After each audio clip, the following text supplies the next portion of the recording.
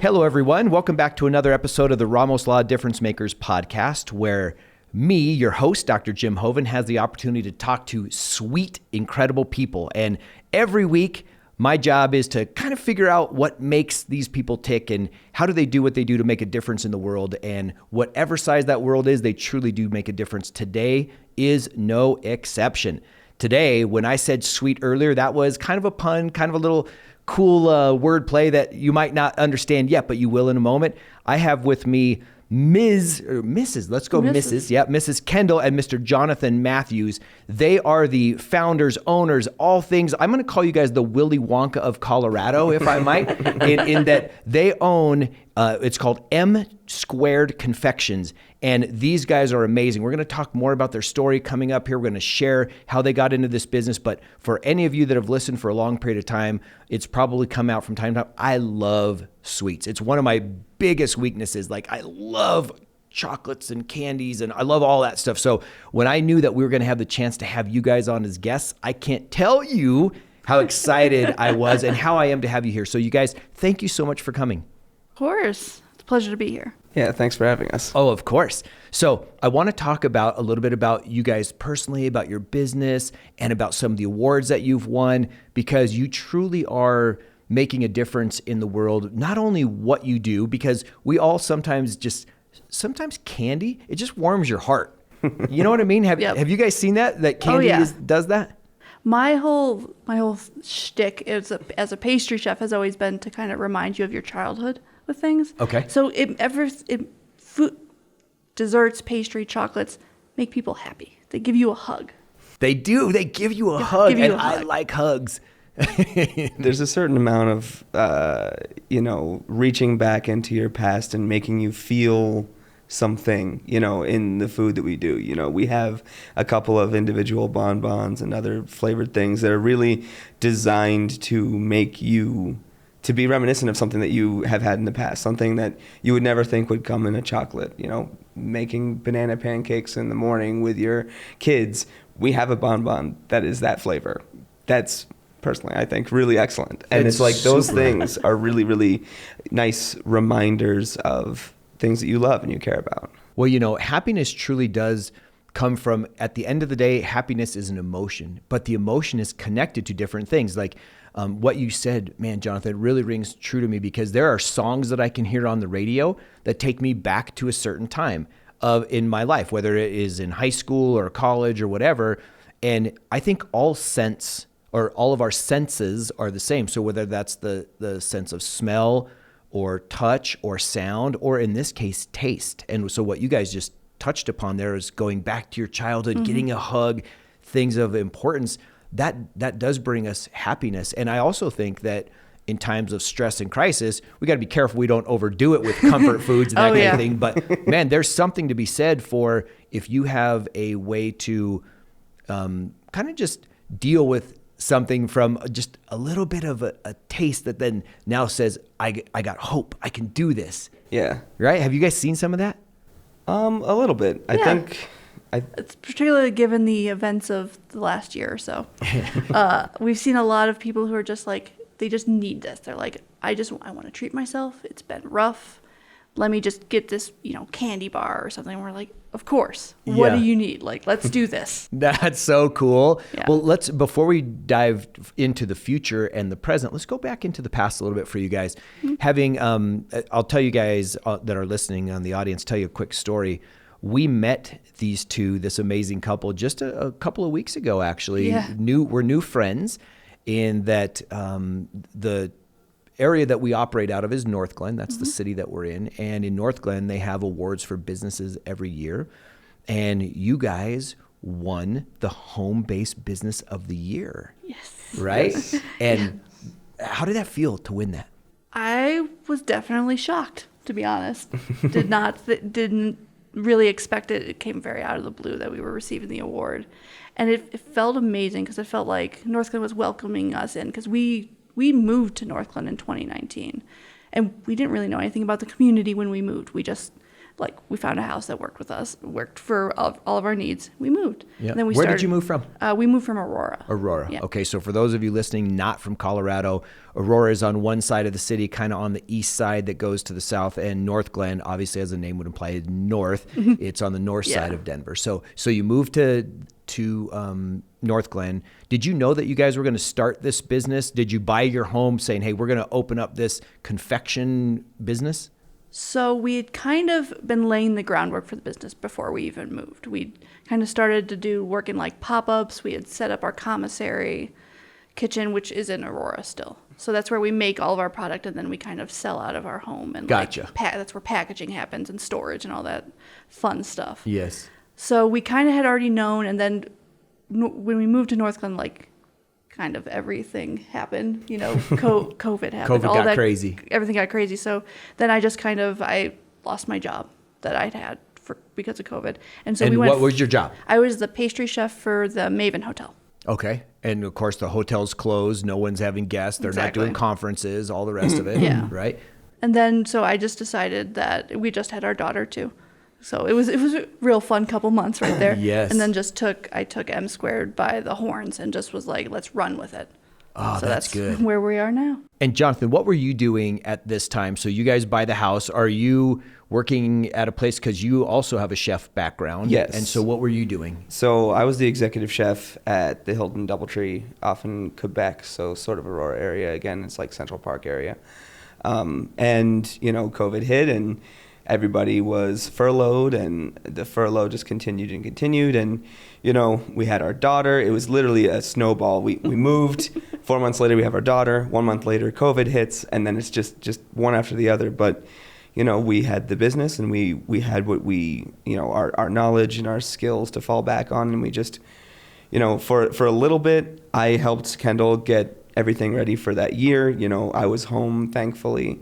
Furlough was tough for us, but at the same time we had the business and we had our daughter, and we luckily had our health, and we were able to sort of really invest time in growing this business and making it into something that we wanted it to be. And so I helped her up until about February of last year, and then really have had Kendall, or February of this year, and then really Kendall just ran it. She runs it almost entirely by herself. Like, I come in and help whenever I can, but I have a full-time job on top of this. So she really is the mover and shaker in the business. She's the one who really manages it. I love it. Yeah. So when this happened, you decide, Kendall, man, we're going to take the business by the horns. We're going to go for it. Did you already have your thought of what the product line would be? Had you gotten to that point already? Sort of. So I have a background in pastry, but I worked in a chocolate shop in New York for 2 years. Just about 2 years. So I kind of already knew things that might work. I had kind of a base knowledge of these are some of the things that I knew worked for them, worked for the company. And let's try those, put our own twist on them, switch them around. So we kind of had a vague idea of what we were going to do. But because I'm a crazy person, I'm constantly coming up with new things to do. Mm-hmm. So I don't stand still. Would you say that's fair? Yes, I would. I have a reputation at work, or at least I've been told, that I am the, quote, dream crusher. The dream crusher. In the sense that I'm very pragmatic about what can be executed, and, wherever I am, I'm supposed to be the person that sort of reels people in and says, tries to shoot holes in the thing to make sure that you're going to get things done the right way. Yeah. The problem is when you work with someone like Kendall, who's so motivated and skilled and able to do so many different things, it's really hard to tell her you can't do that, because she'll just prove that she can. Yes. And so it makes it very very interesting when you are trying to be intelligent about how you are managing your set, managing all of your product line, managing marketing, social media. All of that stuff is what Kendall is doing by herself. Wow. We don't have a marketing team. We don't have a whole huge, group of employees to fall back on. It's Kendall and myself. Yeah. And it's really mostly Kendall. I do the best I can. I try to be as present as I can. There's a few things that I do that I think could contribute to the business. We do sometimes take turns in terms of, one person says, hey, wouldn't it be cool if, and then the other person says, maybe, or yes, let's go for it. But more often than not, I have to tell Kendall we need to reel it in. Let's not conquer the world quite yet, the kind of thing, but we're conquering it. We are going to conquer it. We're going to do it. So what about this? How did you guys get into, what are your individual stories on getting into food service? Because I know each of you have been doing this for 15 years plus, right? Yeah. In your various ways, like executive chef on one side, executive pastry chef, award-winning stuff going on. How did all that take place? Were you guys both always foodies, or what was the situation? Sort of. So we met in college. We met at the Culinary Institute of America. First month of college, I think. First month for me. Yeah, I started a little bit ahead of him. CIA starts every 3 weeks, so it gets a little complicated. Yep. But for me, I'd always kind of been into food. I'm from a small town in Wisconsin, and I was part of the Pro Start group, which is like a high schooler culinary competition, for lack of a better word. And the team that I was a part of, we actually won nationals. So I got this big scholarship to go to the CIA. So I went to that. That's awesome. And so that's kind of how I got into it. My uncle was a big cook. Yeah, so your uncle was a cook. What about your folks? Did you guys have big holiday things and everyone was that? Or did you do the cooking for the family? I did not often do the cooking. My mom's a fairly talented cook, but my uncle Larry I think he always wanted to be a chef, but he never took that jump. So he did a lot of like at-home cook. He would come up to our house and just make these elaborate meals and make a giant mess doing it. And I always kind of loved that. And then I got into Pro Start at school. I started working at my first restaurant in Lake Geneva, Wisconsin. And then it just kind of snowballed from there. And I was like, this is what I'm going to do. Good for you. So it's in your soul. It's your passion. And Jonathan, what about you? How did you get started to become an executive chef? My story is interesting. I'm from just outside DC, Northern Virginia.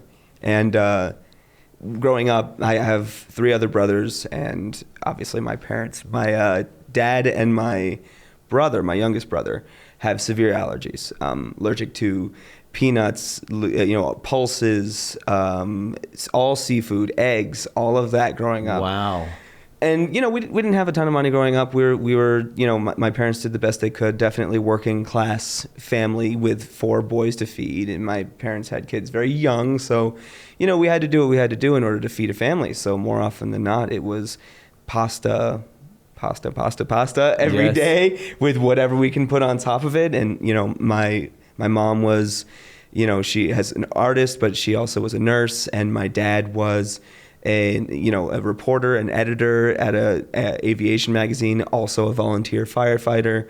They both have all kinds of stuff going on in their lives. But when I was around 10 years old, I was sort of thinking about ways I could make food around the house that is sort of different than what we had and different than what we, were eating on a regular basis. And so I kind of was looking into what I could do to sort of give my brother and dad the same food that everyone else gets to eat without necessarily compromising on flavor.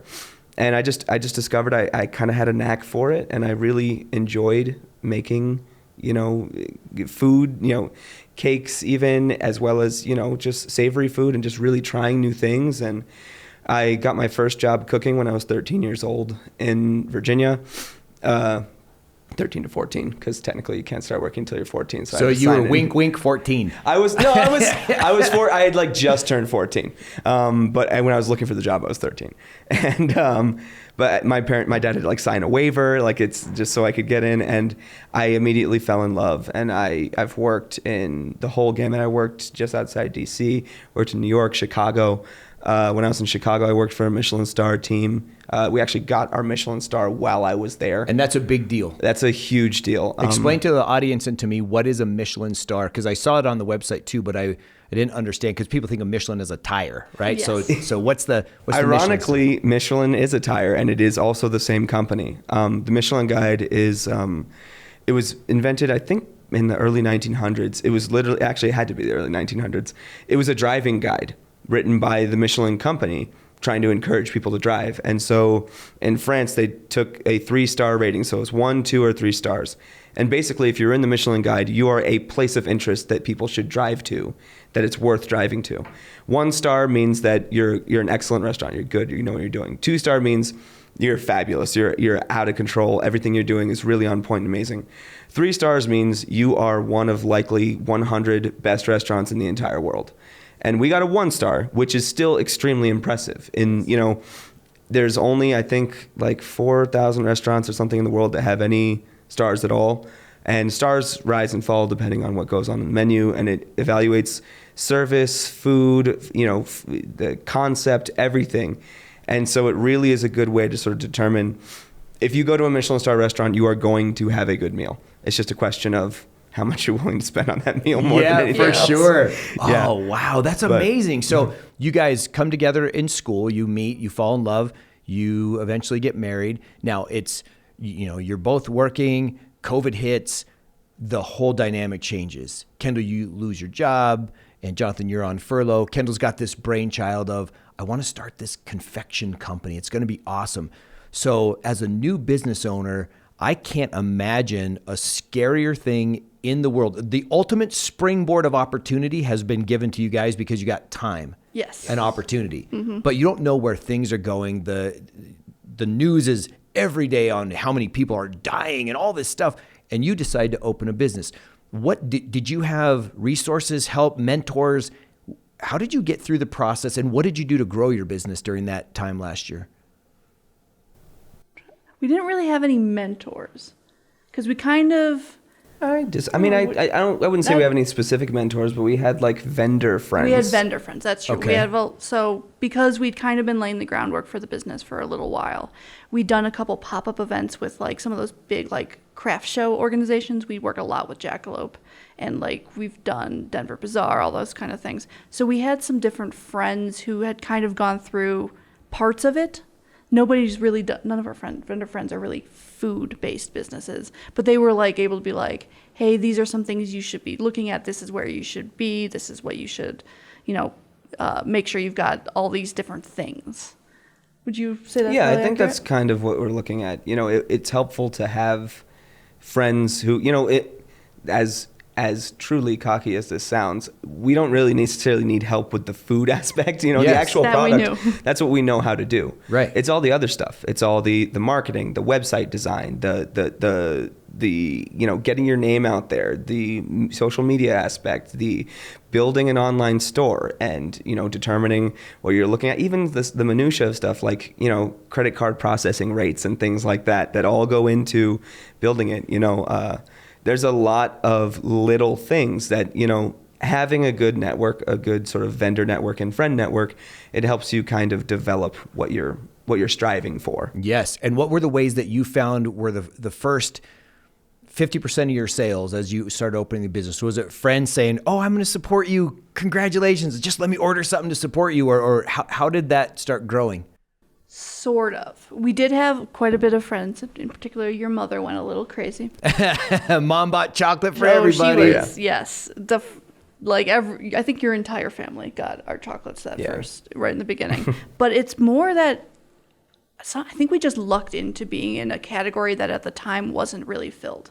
So when we opened, actually our first online store was on Etsy, and it still is. We do have an Etsy website, and I think there's not a lot of candy on Etsy, so we were unique, and that's kind of been part of our thing for the whole time has been we're going into like markets where there aren't really other candy people. So like if we're at a craft show, we're the only candy there. Mm-hmm. So that's I think been really beneficial for us is kind of going and being unique amongst. Would that be the same thing for a bridal show, or do bridal shows have lots of candy people there? We haven't done one yet. That's on my list for next year. Okay. Yeah, well, and there wasn't a lot of shows when you first started, exactly, right? yeah, there weren't a lot of shows. It was literally websites that you had to go to because no one was going anywhere. Shops were closed, this and that. And that I think also helped us out quite a bit. Yeah. We did a lot of like big, like people sending gifts to like all of their different like employees that were furloughed. Mm-hmm. They were like, okay, here's s'mores kits. We did so many s'mores kits last year that it was like, and we were shipping them individually to people's houses for like big companies. Wow. Lots of people trying to make their employees feel good. Absolutely. Which was great. It's so good. Yeah. Well, kind of circling back around and coming back to where we met at the North Glen Awards dinner, we happened to be sitting right in front of you because we also were fortunate enough to win an award in the show. And so we were right in front of you, didn't know who you were, didn't know anything. And you were one of the first, if not the first, you were one of the first awards of the night, as I remember. Yes. Right? And so it comes up, and I will never, ever, ever forget this. So I'm sitting there, and I don't know you guys are behind me. And the thing comes up on the screen, and all of a sudden I hear this tiny little voice, chocolate, chocolate. And I'm like, that is the cutest thing ever, because it's showing you guys making the candy, right? And so I'm surrounded by my team, and I'm like, oh, and we're smiling and, this and that. And then another frame comes because they did a video, right, of introducing you guys. And so they're showing all the product. All of a sudden, one of you, I can't remember which one, starts talking on the video about your company and what it means to live in North Glen and serve the people. And all of a sudden I hear, Mama, Dad. And I'm like, wait, what? No, they're right behind us. I remember that. That was so cute. And I got to tell you, I can feel the family in your business without having met your family, because interestingly enough, I know you guys were kind enough to create a little candy package for everybody that went to that event. Now, I love candy. I've made no secrets about it. I got to watch it because my cholesterol does not like sugar, right? So I have to play that whole game.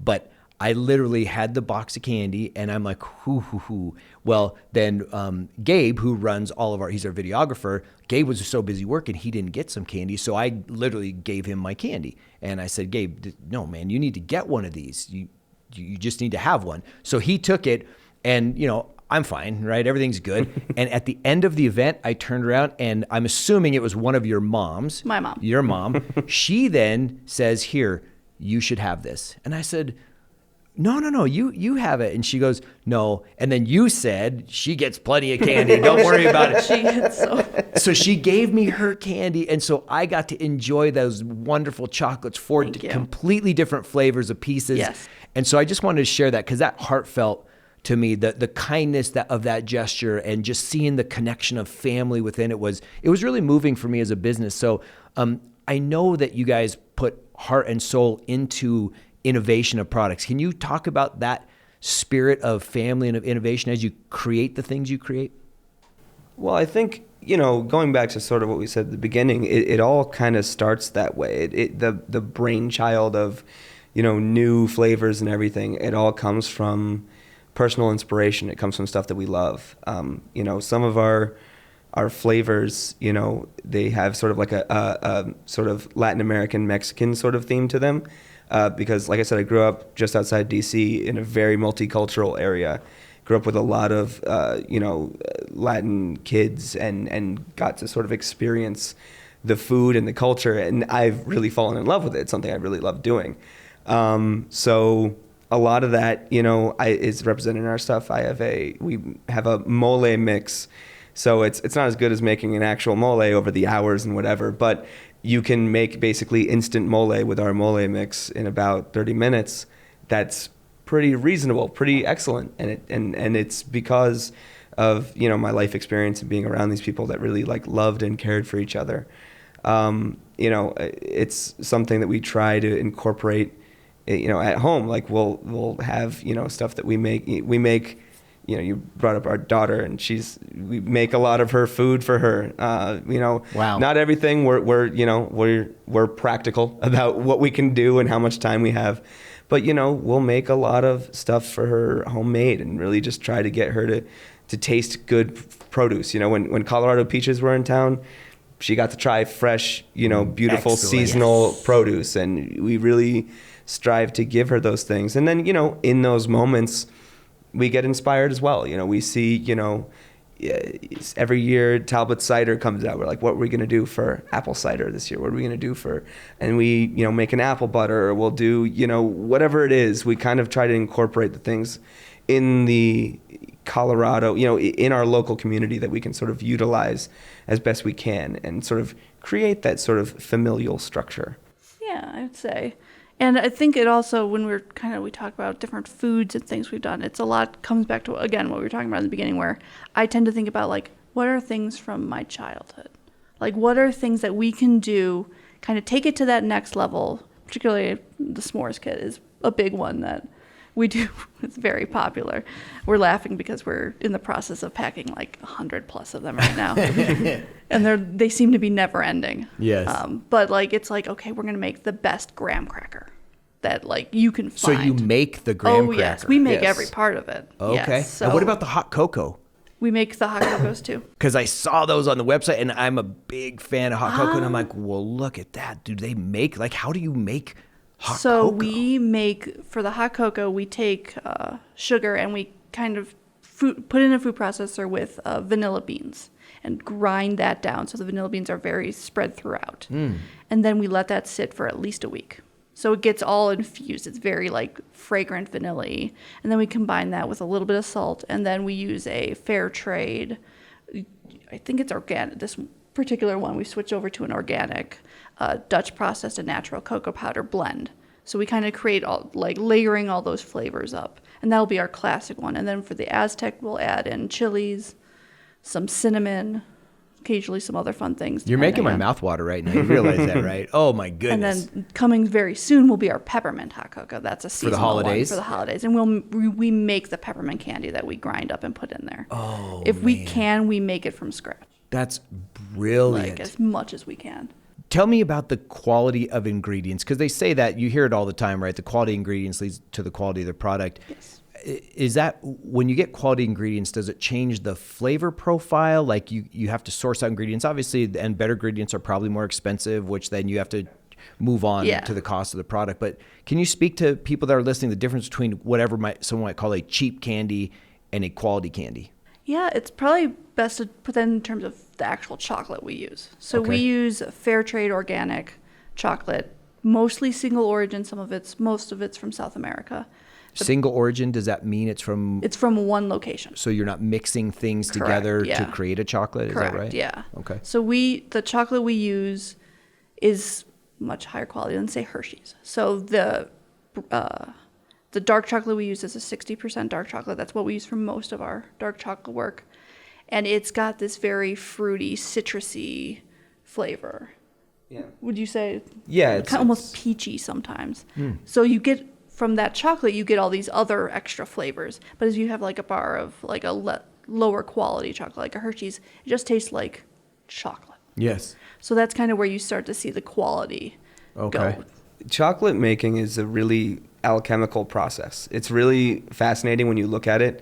There's all these different stages when you make chocolate that are necessary to how chocolate is made, from whittling down the taking the cocoa pod, fermenting them, cracking them, winnowing them out, pressing them, and then conching, which is this magical process that basically nobody really understands. Chocolate is magic. Then the grinding and the incorporating of ingredients to all become a chocolate bar.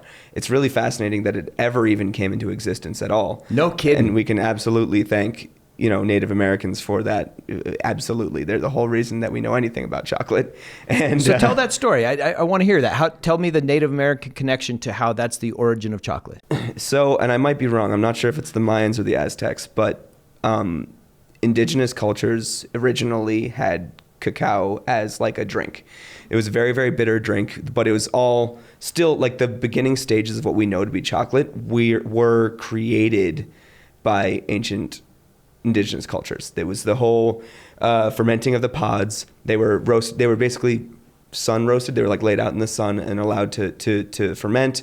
And then those were taken and ground. And then those became essentially the base for this bitter medicinal drink. Because in that form, once it's been sort of processed and then cracked out, if you're not adding a whole bunch of sugar and everything to it, like chocolate is legitimately very good for you. There's a lot of antioxidants in it. It's very, very good for vitamins. There's some I'm not, making any medical claims, but there's some, some people who claim that theobromine is very, very good for your body.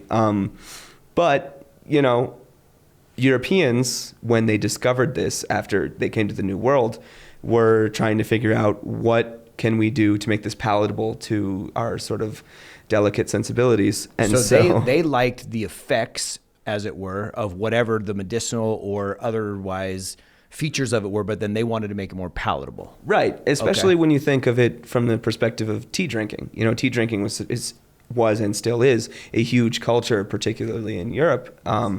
And so, you know, when you have tea, what do you do if you're in London and you're drinking Earl Grey? You're going to put milk and sugar in that.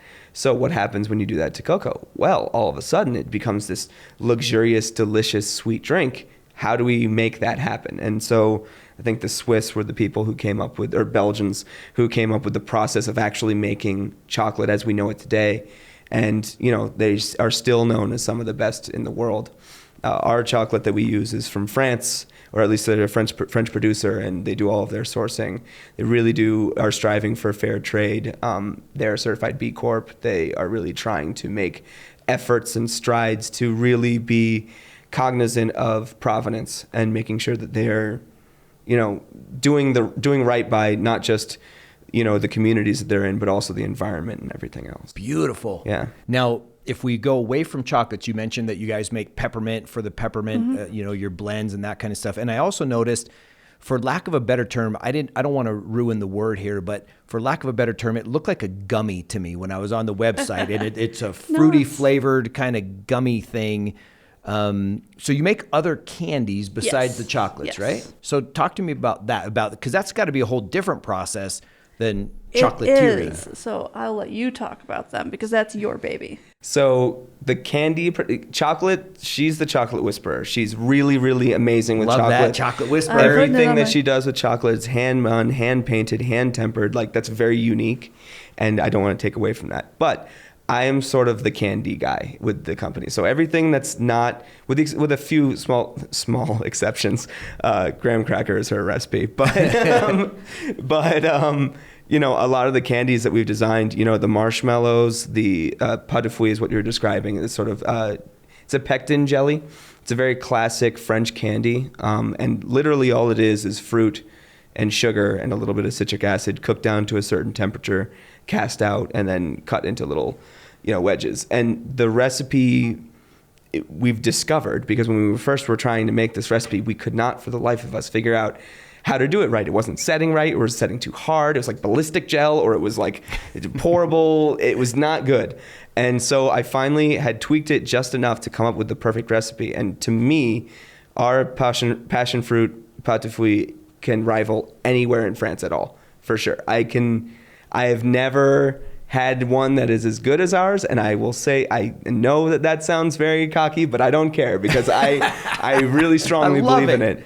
But, you know, a lot of our candy work, you know, is stuff that, you know, I'll play around with and see, you know, if I can make it happen. You know, cooked sugar is a very interesting game, and learning, you know, I'm still learning a lot. You know, I literally, when we first were talking about the chocolate company as a concept, I'm a savory chef. You know, I don't really know that much about pastry. So, you know, Kendall, when he went to school and was taught by a person who literally wrote the book on chocolates and confections. Yes. Wow. Her chef, Peter Grueling, wrote the book on it. And we, you know, I sat down and I read the entire textbook. It's a textbook with, you know, all of the technical information, all of the science. And, you know, I read it cover to cover. Whether or not I can remember it all is kind of beside the point. But there's a lot of science in that. And a lot of what I was able to learn and glean from it for like candy making is sort of processes and like how to do something if this is wrong, or how to fix this little piece. You know, if your sugar is crystallizing, how do you adjust that? How do you make sure that you don't have a weird texture in your, you know, and all of that. It also comes from me asking Kendall a billion questions at all times. Like, what do I do? So many questions. What do I do if this happens? I don't know. Just do it. Okay. That's what love's all about, right? Asking questions. Yes, so many questions. Well, so what do you guys see as the future for the company? Is it going to be really to hone in and work on those couple of things, like the high-end candies? Like, again, I can't even pronounce what you just said, but it looks so delicious. And then these really superb chocolates? Or do you see yourselves trying to move out into other things? Is it still kind of an unsure universe for you? Open slate? What does it look like? I think for now the plan is to kind of expand certain sections. So maybe growing the candies side, so the Peppermint, the marshmallows, hot cocos, and then also expanding the hand-painted truffles, which is my big thing. But they look delicious, by the way. And the ones I had, were those hand-painted truffles? Yes. Oh, yeah. They were delicious. And the candy bars, when I was looking at the website, they had the different sprinkled colors in them. Oh, you had me at hello. I was like, oh, I want one of those. All of our truffles are literally I sit there with a paintbrush and hand paint all of them. Oh, my goodness. So so we're hoping to kind of expand that line. We're up to 15 flavors at any given time right now? 15 flavors at any given time, but probably 60 or 70 in our back pockets for whatever season, everything. So, and do you guys take requests? That sounds weird, but does someone ever say, hey, could you make a chocolate covered cherry, for example? You know, like those kinds of things. Yes. You see those around the holidays all the time. Well, our cordials will be coming out very soon, actually. Ooh, look at that. I hit on to something. Yep. You heard it here first, people. That's awesome. Yes. So we do take custom requests. There's usually a minimum amount required. Like we couldn't make 4.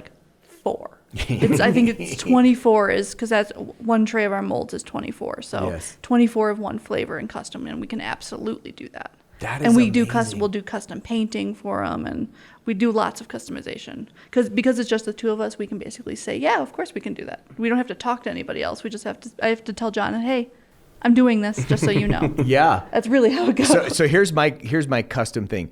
I love chocolate Easter bunnies, particularly the hollow ones. Now I know it's cheap chocolate, but man, I can eat those little guys from the ears and just go all the way down, just breaking off piece by piece. They're one of my favorite candies in the whole world. So some sort of Easter yummy might be, I want to think about that. Oh. We're in the process, she's in the process of testing learning how to hollow shell. I've never done it before. Oh, that's a whole new thing. That's a new thing. Yeah, that's been a new one. Okay. It's something that I know, in theory, I know the process of, but I've never done it. So I've been playing around with it just for fun, because apparently I have time for that, because that's how my life goes. Yeah, especially with little one. Yeah, little one, and we're hitting our biggest season. I'm like, yeah, I'm going to learn a new process right now. Oh, that's funny. Is most of your orders that you're seeing right now coming from businesses for clients, or is it more from people ordering for themselves or gifts, or have you guys broken that down much? It's kind of a even split. Yeah. Right now we're seeing a lot of people are placing their client gifts for Christmas, the Christmas season, but we're also seeing a lot of people who are starting to early shop, because obviously shipping and we do a lot of online sales. So a lot of people are looking at the shipping and being like, it's going to take a long time to get here. We're going to need to order now.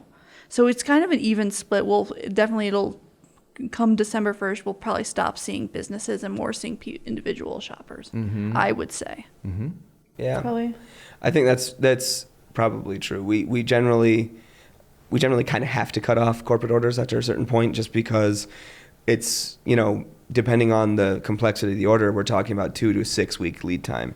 So at this point, basically, unless it's a smaller or much more simple order for us to execute, we're running out of time. Or local. Or local. Or local. Local orders, we are still. If it's local, it's a lot easier. It's the shipping. Particularly when people want to ship it to, we have, business clients who will reach out to us and say, we want to ship out 450 gifts to individual houses. Can you do that? We get a big Excel sheet and we sit down and we sit on our computer and individually write in all of these addresses to each individual person and print out all the shipping labels and get them all done. And, I think that's something that people don't understand from a small business perspective. Yes. In the world of large tech giants who run the world and send things to your house in 2 hours after you order it, there's an expectation, I think, now that we've sort of created in which online sales are fast, and that's sort of what we think of. But, from a small business perspective, especially something like us, where we really do custom work and really do a lot of hand work, it's very, very difficult to have that be sort of the mentality, because we are not going to move as fast as, big companies. But we contend that we're going to give you a better product, and It's going to be much more special for that reason. So you have to set the expectations on the front side from your communication, your messaging. we're not your fast person. Think of us as your Swiss chocolate, your Belgium chocolate right here in the US, that kind of thing, right? Exactly. So my expectation isn't like, oh, you're going to have it to me in Amazon in 20 minutes. Exactly. Interesting. What has been the biggest lesson in your journey as people through this process of opening a business? And you might have different lessons, so each of you might have something different. Because I know opening a business is one thing, opening it in COVID is another, opening it with a newborn, that's the trifecta of craziness in my mind. But what's the biggest lesson that you've taken in case anyone else is inspired to start a business or do something, follow their dream? I think the biggest lesson for me has been taking on too much. And I'm still guilty of doing it, so I'm still learning the lesson, to be fair. But I always have, for every season, we kind of start planning our seasons very early, and I always have these grand plans where I'm like, these are all of the things we're going to do. And then as we're getting closer, I'm like, we can't do all the things I want to do. I didn't have time to do this, X, Y, Z. And it's taking on too many projects and not really focusing on the things that need to get done ahead of time. So I'm still guilty of accepting orders that we probably shouldn't have said yes to. But I think every season I get a little bit better at like cutting off, being like, there's just no way we can take on that 500 s'mores kit order that they want in 2 weeks. Right. Oh, so good. So understanding what your limits are. Yeah, it's a hard one though. Yeah, that is hard because you see money going out the door every time you say no, and they might not come back. Hard. And so then it's all about relationship management to say, listen, we don't think we'd be doing you right by doing this. Because remember, we're the Swiss Belgium group in America, and we just can't mass produce it like that. So relationship management. What about you, Jonathan?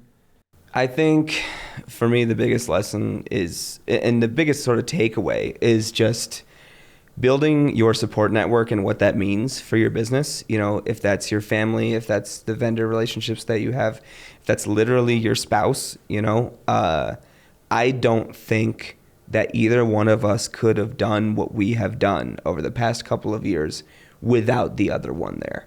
I think that there's a lot that can be said for, you know, the fact that, you know, Kendall's parents live nearby, thankfully. So we have grandma and grandpa who can watch our child. You know, we're blessed to have people around us that can help us, you know, realize our dream, that can help, you know, grandma can come by and watch the kid while we're sitting here and packing up stuff. Or, you know, as irritating as it can be from time to time, you know, our family will reach out and they'll order a whole bunch of stuff, and there's financial support and there's emotional support.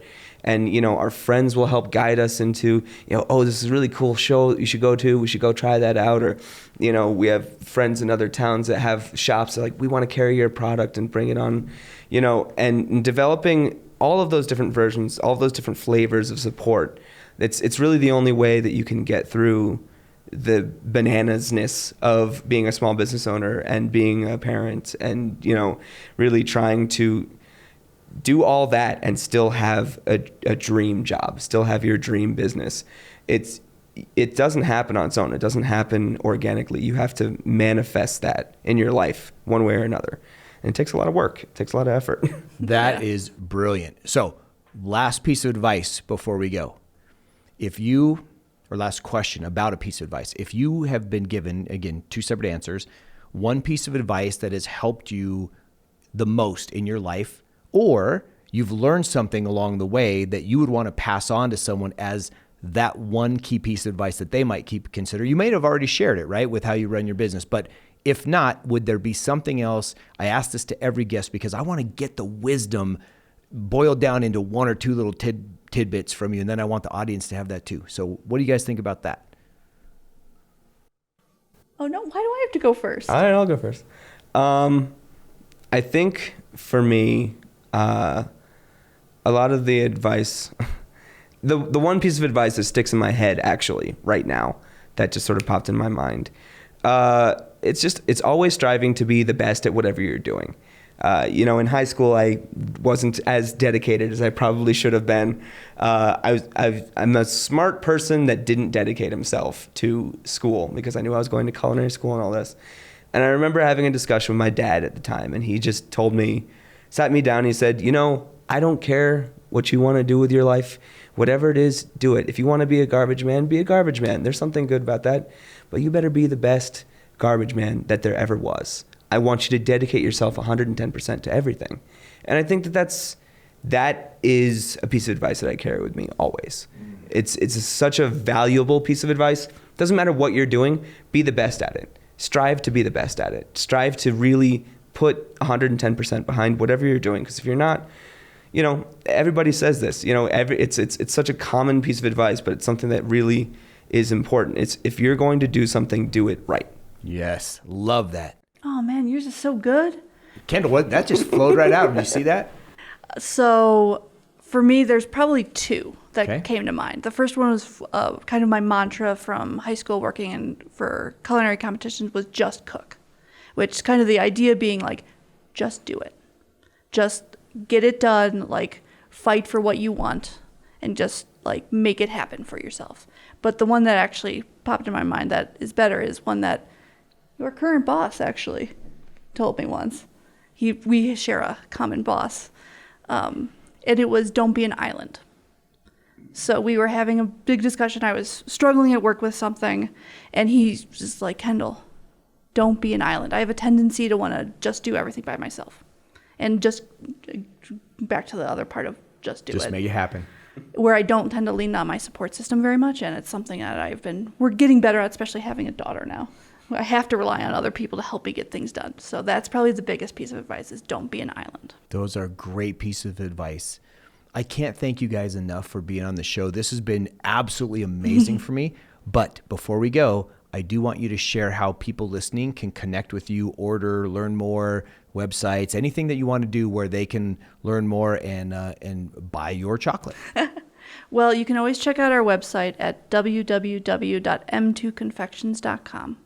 And you can always send me a message on Instagram. I am abnormally linked to my phone most of the time. So if you need something, you look for our Instagram handle at m2_confections. M as in Mary, 2_confections. Awesome. Well, you guys, again, I wish you nothing but continued success. Know that you always have a friend with us here at Ramos Law, and you can bet that I'll be having more of your goodies. And thank you for having us. Thank you. You're very welcome. You're welcome. Have a great day. You too.